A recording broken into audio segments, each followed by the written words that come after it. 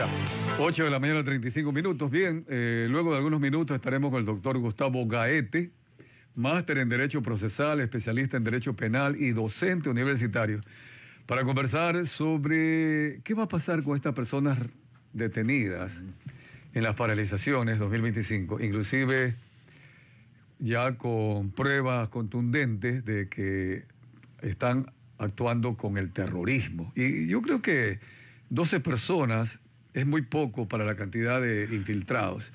Es clave, ¿no? El tema del terrorismo, sabotaje. Por ejemplo, ayer, cuando rompían una cañería que llevaba agua potable a 500.000 personas en Ibarra. Eso es terrorismo, eso es sabotaje, que es uno de los delitos incluidos en la guerra de guerrillas. ¿Qué hacer con estas personas?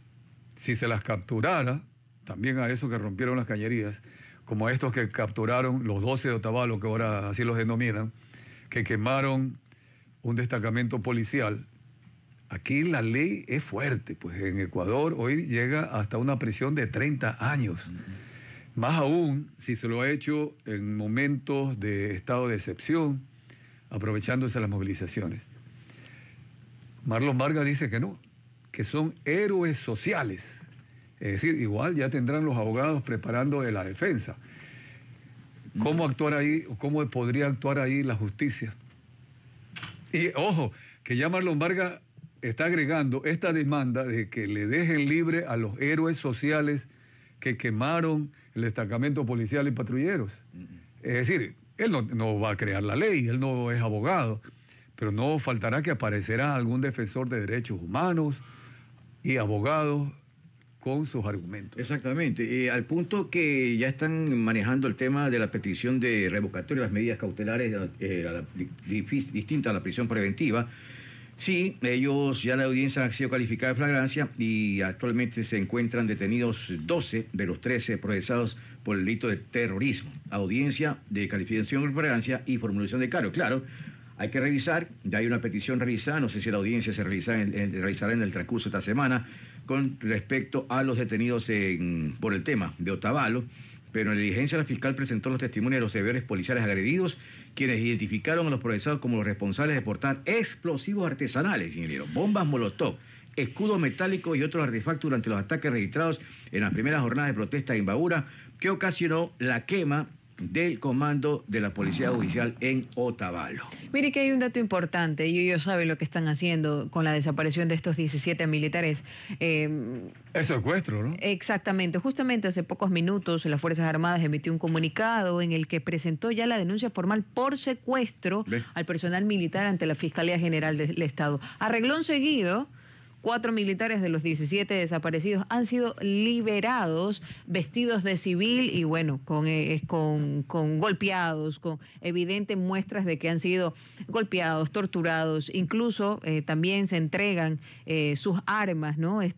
Sus armas, su chaleco antibalas, pero estos están vestidos de civil con signos de haber recibido violencia. Ellos fueron retenidos, recordemos, en Pinzaquí, en Imbabura, y bueno, ya fueron entregados en una iglesia, 4 de los 17. Esto luego de que las Fuerzas Armadas emitieron un comunicado publicando que pusieron la denuncia formal por secuestro de los 17. Ahora, el hecho de que los hayan devuelto, ¿elimina el delito de secuestro? Pues no. Es obvio que no. ¿Sí? Ves ahí cuando, bueno, luego de esto, ¿quién va a pagar la factura? Es lo que se dice luego de cada manifestación y luego de cada paro nacional, porque si bien es cierto, pueden llegar a un diálogo, el tan llamado diálogo, y llegar a un consenso y de una u otra forma ponerle fin a estas movilizaciones, yo no voy a decir paro nacional, a estas movilizaciones violentas, pero ¿quién paga todas esas horas en las que varios ciudadanos no han podido trabajar, la productividad se ha detenido y los millones y millones de dólares que se han perdido a diario? Acuérdense que ya anteriormente una asamblea correísta y con el apoyo de Pachacuti le dieron amnistía a quienes causaron destrozos en Quito, ¿no? Y ese es el tema, lastimosamente, que provoca la impunidad. ¿Y la impunidad qué hace? Y respeto a la Constitución, a las leyes y los reglamentos y a los decretos inclusive, y va adelante inclusive ahora el terrorismo. Vamos entonces ya a presentar al doctor Gustavo Gaete. Las expresiones vertidas en este espacio son de exclusiva responsabilidad de quien o quienes se dirigen a usted. El invitado de hoy, Informativo Forever, FM. 8 de la mañana, 40 minutos. Agradecemos al doctor Gustavo Gaete, máster en Derecho Procesal, especialista en Derecho Penal y docente universitario, con quien vamos a conversar sobre las implicaciones legales para las personas detenidas durante las protestas actuales en la zona norte del país, en la zona de la sierra, centrándose obviamente en el caso de los 12 de Otavalo, acusados ya de terrorismo.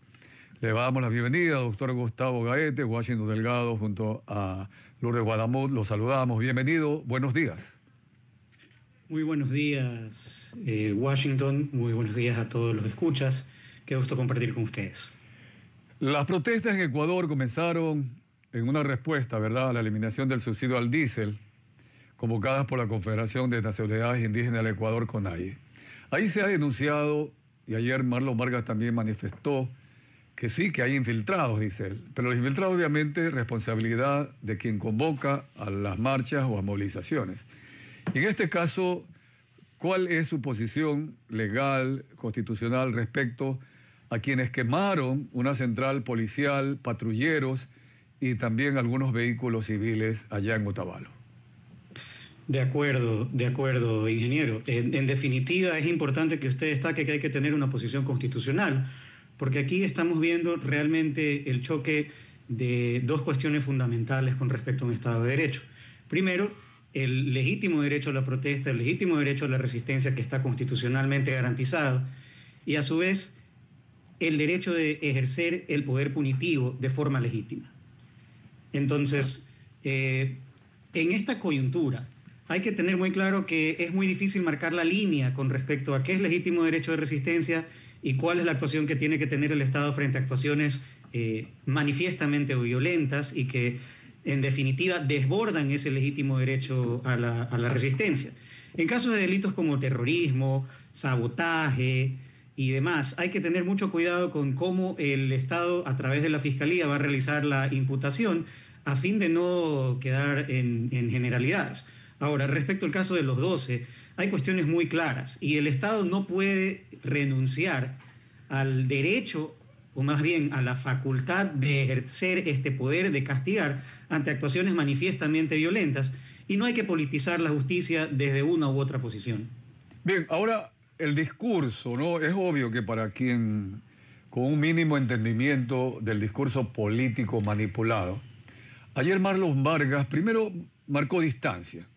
Ahí viene una primera pregunta. ¿Es o no responsable quien convoca estas marchas que luego permite justamente esa circunstancia, ese entorno, que haya infiltrados? Se habla ahora de choneros, se habla de los lobos, de narcoterroristas, de mineros ilegales y además también de contrabandistas que se habrían infiltrado. ¿Hay responsabilidad de la directiva de CONAIE respecto a lo que se dé en estas movilizaciones con terrorismo? Mire, desde las generalidades se puede decir básicamente cualquier cosa. Se puede bien decir que realmente la protesta está siendo contaminada por la actuación de grupos terroristas. Asimismo, se puede decir que la protesta ha desbordado el límite del derecho constitucional a la resistencia. Básicamente, desde la generalidad, cualquier cosa. El problema con criminalizar a personas a través de figuras como la instigación es precisamente esta cuestión abstracta que hay detrás de esas figuras penales. Porque el día de mañana, básicamente, cualquier llamamiento a la manifestación, a la resistencia, dependiendo del poder de turno, puede ser considerado como instigación. Entonces hay que tener mucho cuidado con esa clase de imputaciones al momento de que el Estado actúa a través de la Fiscalía. Claro, claro. La Fiscalía más bien representando a todos nosotros que hacemos el Estado. Ahora, hay algo también que es fundamental.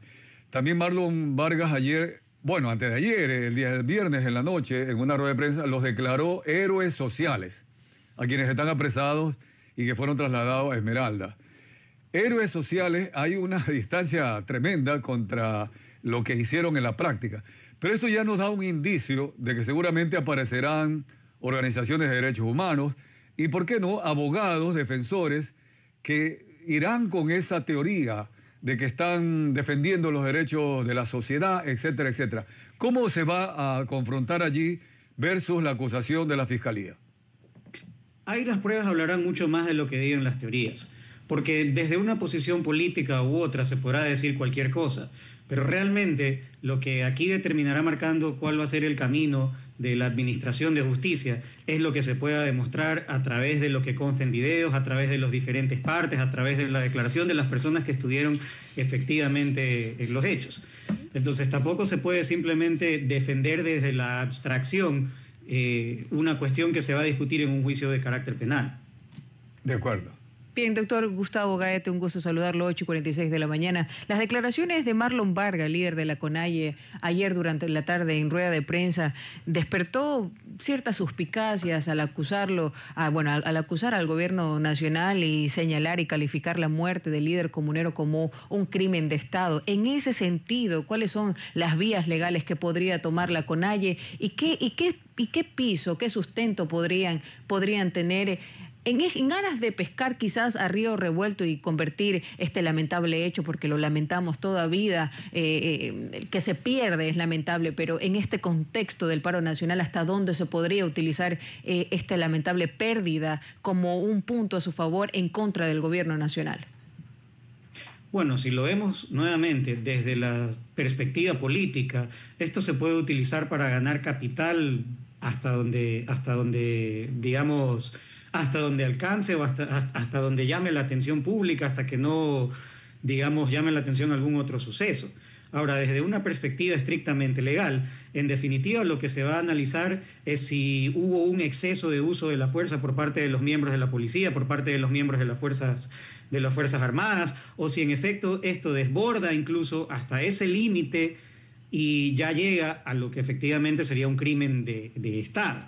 Por eso no es una cuestión que nuevamente se puede tratar desde el discurso político, porque a la final es una situación que fácilmente puede ser manipulada desde cualquier posición que se adopte. Bien, ahora el trabajo de la Fiscalía también, que inició una investigación de oficio, pero ¿qué argumento se puede utilizar en este contexto? Pues tenemos un video bastante explícito, no sé si usted lo ha podido visualizar, ha trascendido incluso en redes sociales, en las que se ve y se observa a este grupo, a este carro militar que llega, y de una u otra forma se ve el nivel de violencia, no solo contra el líder comunero que yace en el piso, sino contra un acompañante. ¿Cómo analizar lo que pasó previamente? ¿Hay una salida legal a esto, doctor? Bueno, siempre habrá una salida. Bueno, ¿a qué se refiere usted con salida legal? Yo veo más bien que simplemente el Estado tiene que actuar ante este lamentable hecho que ha ocurrido.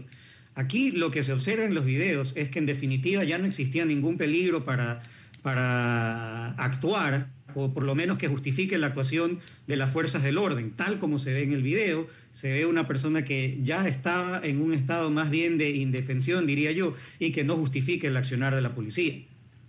Bien, ahora aquí hay diferentes delitos. En la práctica se está discutiendo el tema del terrorismo, en el caso del destacamento policial, la quema de patrulleros, etcétera, pero también obstrucción a un servicio público como es el uso de las carreteras, las amenazas que hacen contra los comerciantes que quieren trabajar, el pinchazo de llantas de buses, de camiones, la quema de un camión que llevaba víveres, el lanzamiento de piedras contra una delegación que llevaba justamente en ese convoy humanitario vituallas, víveres hacia Imbabura.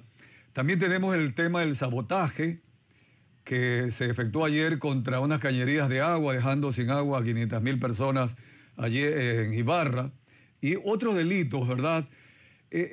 Pero aparecen los defensores, aparecen personas que dicen que el gobierno estaría criminalizando la protesta social y además de eso, utilizando una figura de terrorismo en base a ese contexto.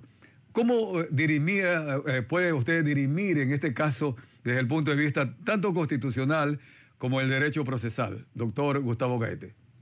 De acuerdo. Yo pienso que hay que tener muy claro que tanto la actuación del Estado en el ejercicio del poder de castigar tiene límites, así como existen límites con respecto al derecho a la protesta.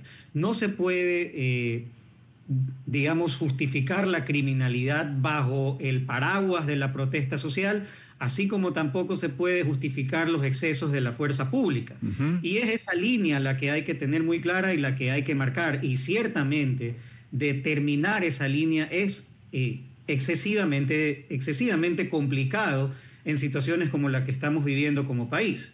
No solo ha ocurrido aquí, ocurre en todas partes del mundo, en la Argentina, en Chile, que han sido incluso casos que se han tratado con mucha profundidad en la Corte Interamericana de Derechos Humanos, en donde en definitiva marcar esta línea de hasta dónde puede actuar el Estado, hasta dónde realmente llega la protesta, cuándo hay criminalización, dónde se está simplemente justificando la criminalidad a través de la supuesta protesta social. Porque nada justifica, por ejemplo, que veamos a personas que digan que están protestando socialmente, utilizando bombas Molotov, utilizando armas blancas o armas de cualquier tipo, y después victimizar a estas personas diciendo que simplemente se trataba de un legítimo ejercicio del derecho a la protesta. Porque no se trata de eso tampoco. Claro, pero ahí hay algo que es clave. Ya en el 2019 y el 2022, es decir, la Fiscalía, en ese momento Diana Salazar, intentó plantear juicios por terrorismo, pero no funcionó, no avanzó. ¿Por qué? ¿Será porque hay alguna línea muy débil entre terrorismo y un delito común? ¿O porque finalmente inclusive la Asamblea Nacional les dio amnistía a más de 100 personas que estaban siendo acusadas por parte de incendios, me acuerdo de la Contraloría, contra ambulancias, lanzamiento de bombas Molotov contra policías? ¿Cuál es el problema que vive Ecuador de no poder juzgar el terrorismo? Bueno, en esa circunstancia que usted señala, en definitiva intervino la política y otorgó este indulto, que a mi criterio resultó en una renuncia del Estado a ejercer su legítimo derecho de castigo, o mejor dicho, su legítima facultad de ejercer el poder punitivo. Y eso tampoco es lo que se busca en un Estado constitucional de derecho y de justicia. Entonces, nuevamente, ahora, para tratar el otro problema que usted señala, existe una ambigüedad con respecto a los tipos penales que encontramos en nuestro código, tanto el delito de sabotaje, el delito de ataque resistencia, el delito de terrorismo, el delito de paralización de servicios públicos, el delito de instigación. Básicamente, si leemos todos estos delitos con profundidad, podríamos ver que cualquiera de estos delitos se podrían aplicar a las circunstancias que estamos viviendo esto, y eso genera ambigüedad y a su vez hasta arbitrariedad, y que en definitiva dificulta el trabajo que tiene que hacer Fiscalía al momento de calificar cada uno de estos hechos. Que esto no quiere decir que no debería de hacerlo.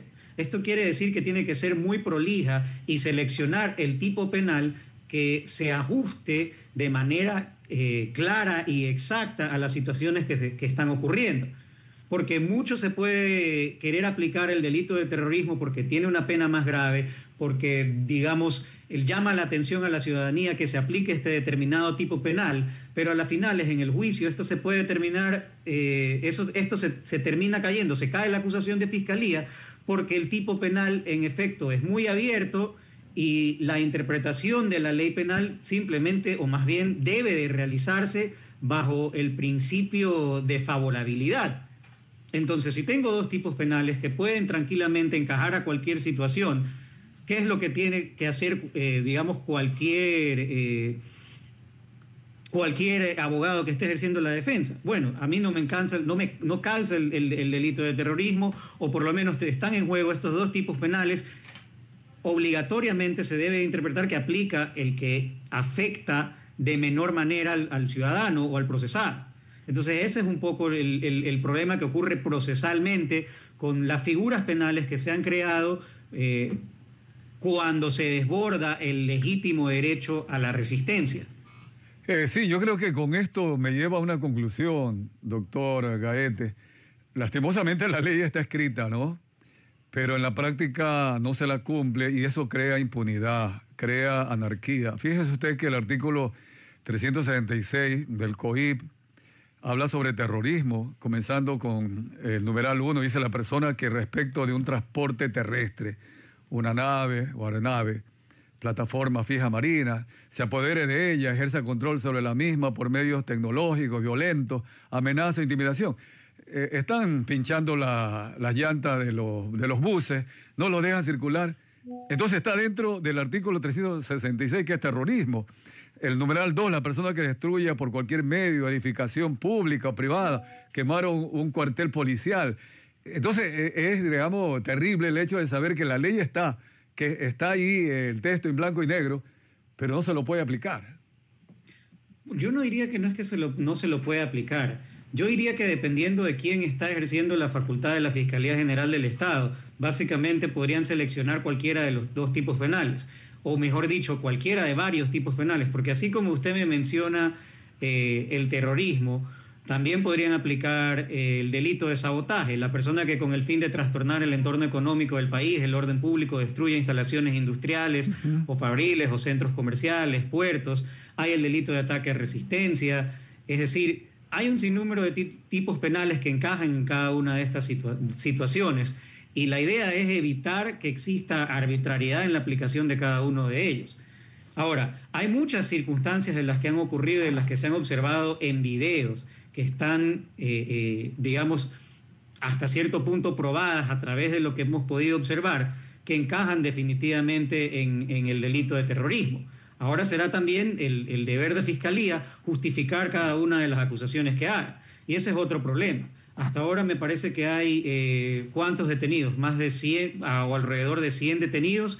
Estamos hablando de 100 procesos penales, o capaz estaremos hablando de que se seguirá un proceso penal en contra de varias personas dentro de un mismo proceso. Incluso podrían aplicar el delito de delincuencia organizada. Es decir, tenemos una serie de delitos en nuestro Código Penal o en nuestro Código Orgánico Integral Penal que son todo y a la vez son nada, porque son abiertos.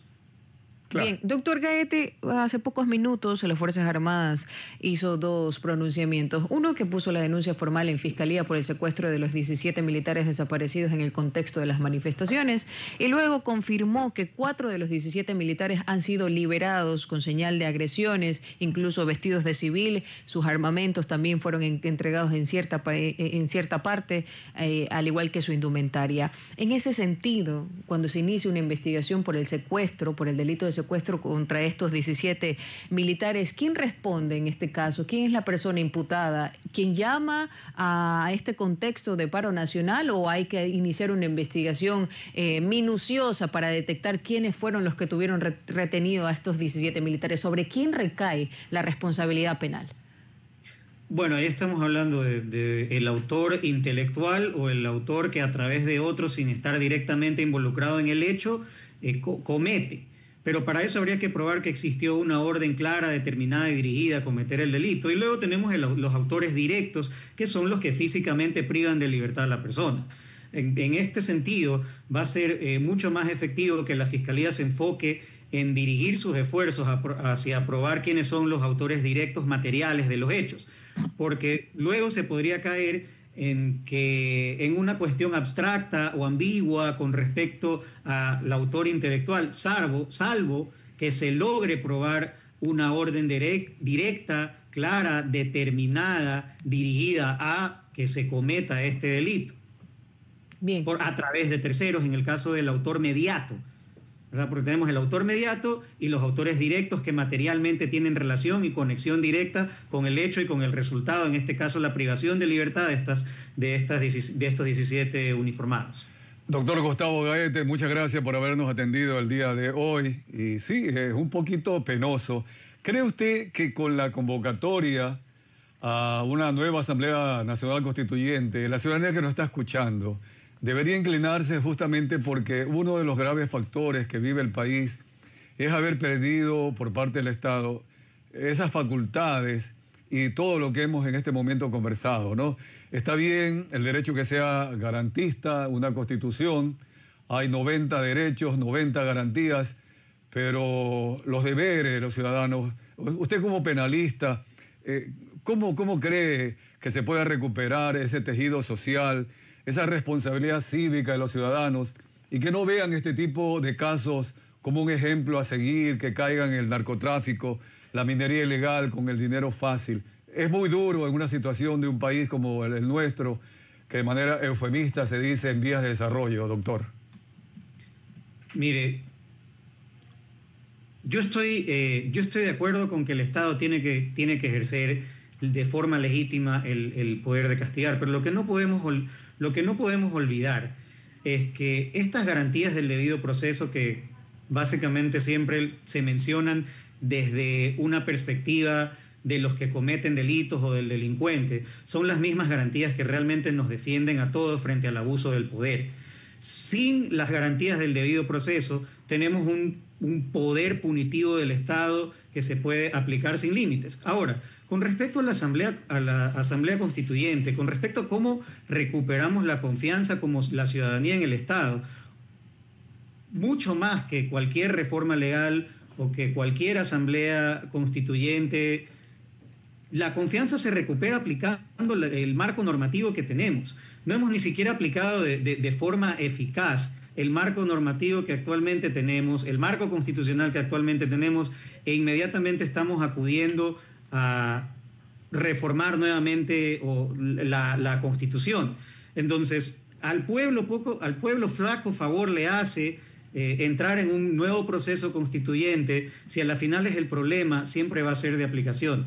Yo soy del criterio de que en el Ecuador ha sido raro o digamos muy escaso el verdadero problema de falta de leyes, sino que siempre hemos tenido un problema de aplicación de leyes, un problema también y indiscutiblemente de corrupción. Entonces, el enfoque debería de estar dirigido hacia superar estos problemas a través de la aplicación de las normas que tenemos, y en definitiva eso le va a devolver a la confianza a la ciudadanía de que, por un lado, el poder punitivo se ejerce, es decir, el Estado actúa cuando tiene que actuar y no permite la impunidad, y a su vez que cuando el Estado actúe en ejercicio de este poder punitivo, lo haga con límites, lo haga sin atropellos.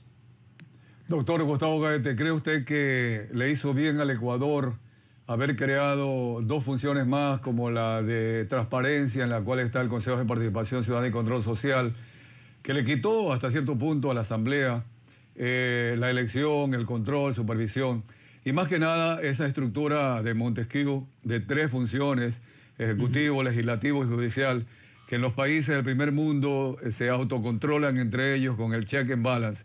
¿Cree usted que debería eliminarse esas dos funciones creadas, incluyendo también el Consejo Nacional Electoral, que se le dio independencia, pero a la hora también ha sido botines políticos, igual que el de transparencia? Mire, yo creo que ya hemos vivido este experimento de estas 5 funciones del Estado. Yo siempre fui proponente del Estado clásico con las 3 funciones. Pero realmente nos damos cuenta, y como nos hemos quejado como ciudadanía del trabajo que ha hecho o de la falta de trabajo de la Asamblea, vamos a volver a lo mismo. Y más allá de los sistemas que estemos aplicando, lo que va a recaer es en las personas que tengan que ejercer estas facultades que como pueblo estamos otorgándole al Estado. Entonces, nuevamente, de nada me sirve eliminar el Consejo de Participación Ciudadana si la misma politiquería va a inundar a la Asamblea. Claro que de cierta manera estaríamos hablando de focalizar el control dentro de una función en vez de tener otra función aparte que se supone que tenía que llegar para enaltecer la meritocracia, y a las finales se convirtió en el espacio ocupado por la tienda política de turno. Y esa es un poco, mejor dicho, esa es la base de la crítica frente a, por lo menos, el Consejo de Participación Ciudadana y Control Social. Yo no le vería ningún problema con volver al Estado clásico de 3 funciones. Me parece que el control sería más efectivo y más focalizado, pero nuevamente vamos a caer en que vamos a depender de quienes estén ejerciendo las respectivas facultades, que lo hagan dentro del marco de la ley y de la Constitución, para recuperar la confianza en la institucionalidad del Estado como ciudadanía. Sí, nada más acotar que por el sí se han anotado ya 4, bueno, se anotaron y ya quedó cerrado, ¿no? Aunque todavía creo que tienen tiempo el día de hoy por el tema de la constituyente. 4 movimientos por el sí y 8 movimientos por el no. Parecería que hay más movimientos que creen que la actual constitución o la actual circunstancia es mejor que volver a redactar una constitución. Es la parte democrática, doctor Gustavo Gaete, y veremos qué pasa en el futuro. Le agradecemos mucho al momento y estaremos en contacto en el futuro. Gracias por tenerme en este espacio, Washington. Un saludo a todos. Bien, pues muy amable. Sí, aquí tengo ya la última información, ¿no? Confirmada. Ustedes creo que la dieron también. Organizaciones que apoyan al no, es decir, aquellos que no están de acuerdo